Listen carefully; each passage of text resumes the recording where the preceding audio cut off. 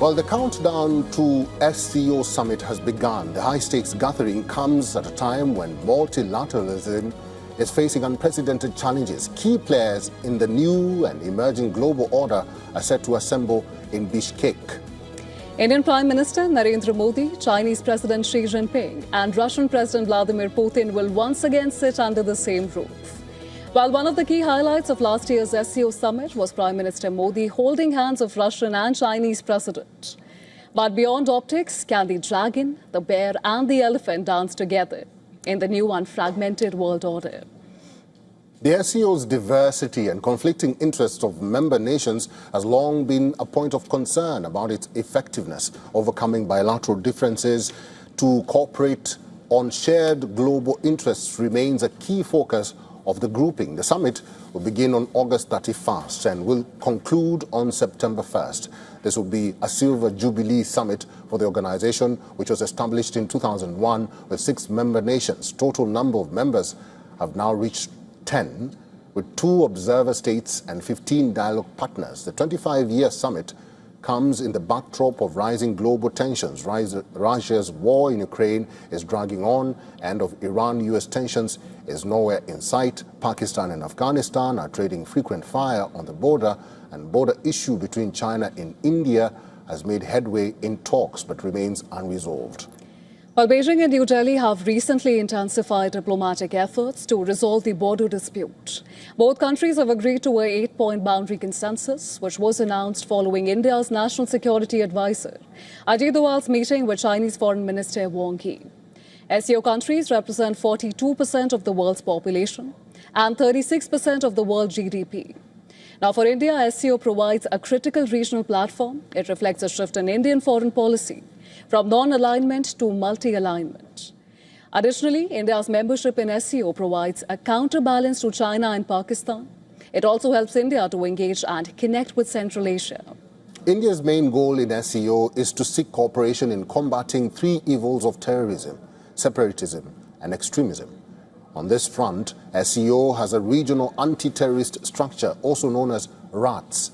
The framework has a secretariat, working group, and other specialized mechanisms to counter terrorism. Apart from the multilateral talks, there will be high-level bilateral engagements as well. One of the highlights is expected to be Modi-Putin meeting. According to reports, Indian Prime Minister will hold bilateral meeting with Vladimir Putin on the margins of SCO summit. Both leaders rarely miss a chance or a chance to engage during multilateral summits. From 2014 to 2026, Prime Minister Modi and President Putin have met on multiple occasions. From defense to energy security, Russia and India maintain close-knit cooperation. Relationship between both countries is an interplay of history and interpersonal relationship with changing global tides.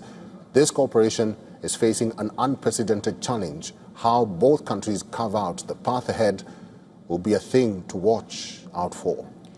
Now, the global power structure has multiple roles. Multilateral cooperation in this multipolar world is increasingly becoming issue-based.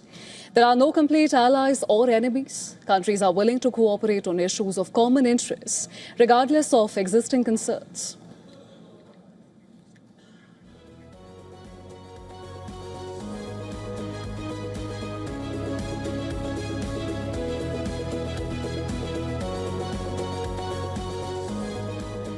Pramit Pal Chaudhary is the head of South Asia practice at Eurasia Group. He's now joining us live from Germany. Chaudhary, thank you very much for making time for us and welcome to the broadcast. There are 2 non-West blocs that will be present at the SCO summit, and that includes Russia and Iran. They're both at war. What do you think they will be seeking from the SCO this time, and how can SCO help both countries? So the SCO is not it has a military component to it, but it's not an alliance.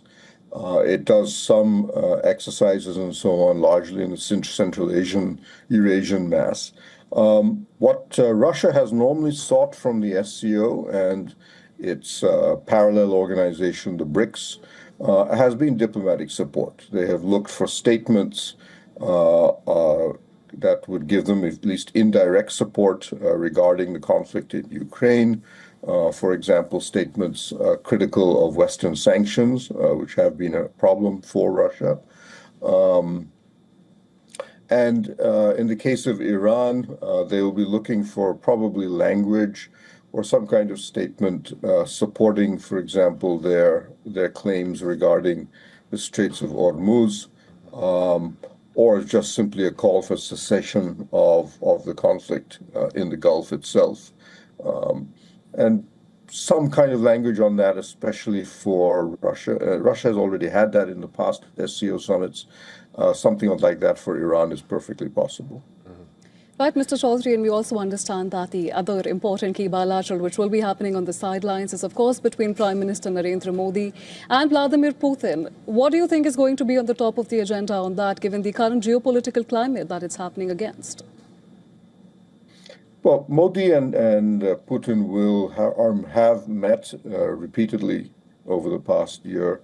And even after this SCO summit, Putin is expected to come to Russia, to India, on September 12th and 13th for the BRICS summit, which India is hosting.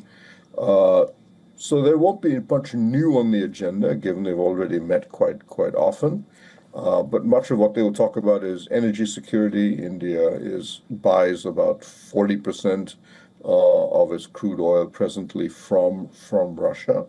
One of the things hanging over that is the threat at some point of America imposing 100% tariffs against countries that buy Russian crude, and they may discuss means to address that possible threat once or if that legislation is ever passed.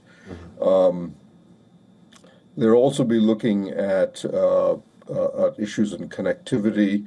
They will also make statements about the Persian Gulf. They will certainly discuss, at least, about the situation in the Persian Gulf, which affects both of them to some extent.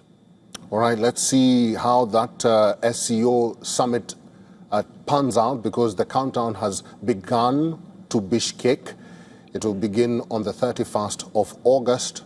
Mr. Pramit Pal Chaudhary, thank you very much for your time and for talking to us today. Thank you.